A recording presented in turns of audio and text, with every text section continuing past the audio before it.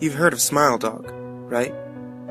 That terrifying picture of a husky smiling and in a demonic way? Yeah, that one.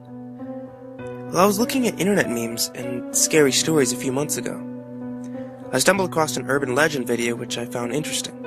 I watched the video and it told of a few basic facts about spontaneous human combustion and sleep paralysis.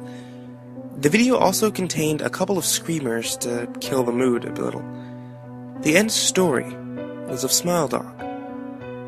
It simply presented the picture and told the viewer the legend. I researched it a bit more and found it to be terrifying but quite cool. I began talking about it to my friends in school the next day. It turned out something of a common interest. People would often use it jokingly, like in a history lesson our teacher told us. He collapsed on the floor. And my friend leaned towards me and said, "I guess he saw Smile Dog." And it would often make us laugh. We then found other stories such as Red Mist or Squidward's suicide, Candle Cove. Then we dropped the subject of Smile Dog for a while after that. In our school, we often talked to this boy, and his name was Michael. He was a strange child. He never spoke to us, and he would often keep to himself. He had no idea where he would be at lunchtime.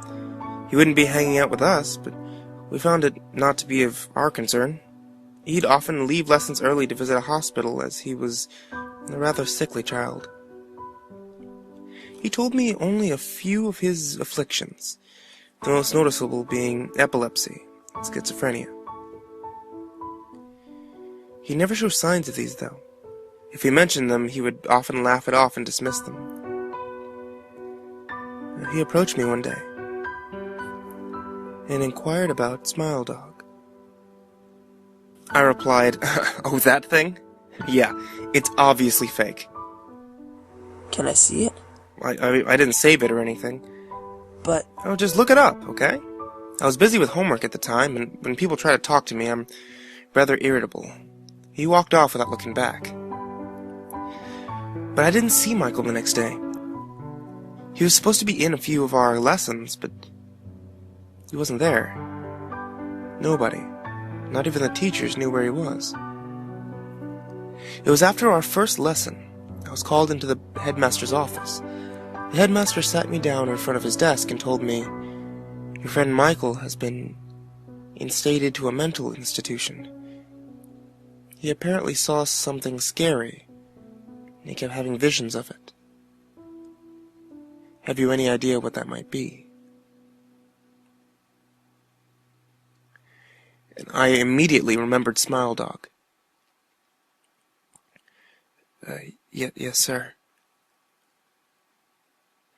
The headmaster immediately brought up his computer, and I was faced with the Google search engine. I changed the search to images and typed in Smile Dog. I showed the headmaster the full, unedited image of Smile Dog.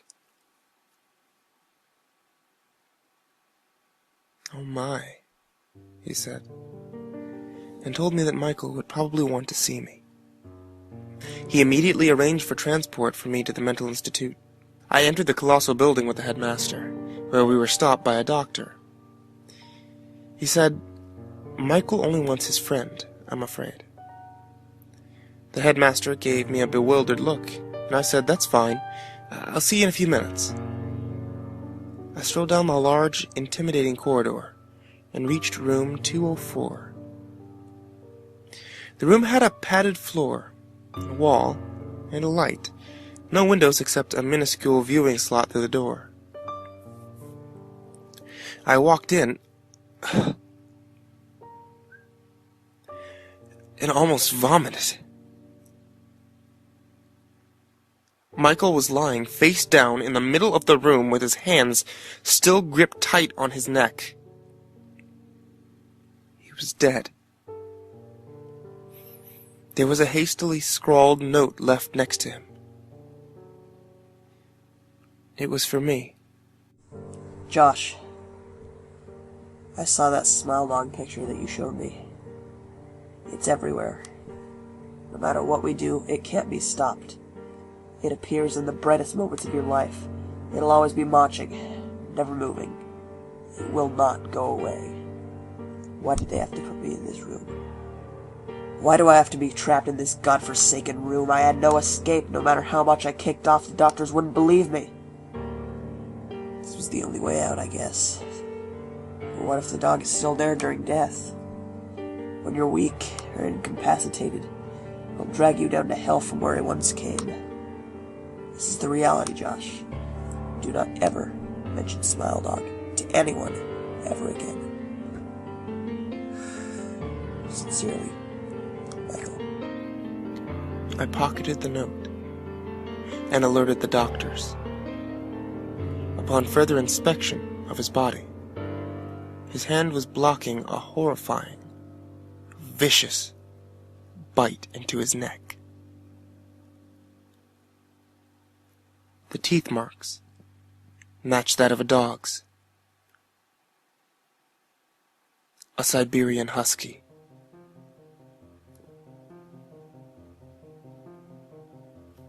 I keep going over and over that note in my head. I can't believe it.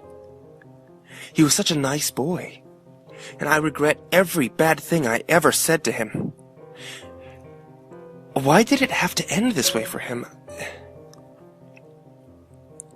There's a small part in my head saying that I'm responsible, and another portion of my head believes that this is all just fake, and I should have been more aware of Michael's afflictions.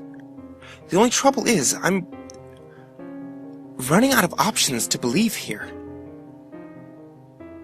And I didn't know that schizophrenia was contagious. But I keep seeing that damn little dog in the corner of my eye everywhere I go. It's starting to get on my nerves. Wait a minute.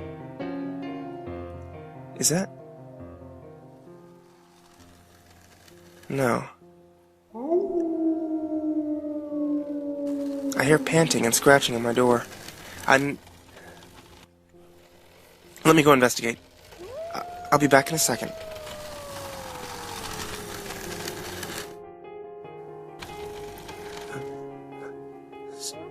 Spread the word.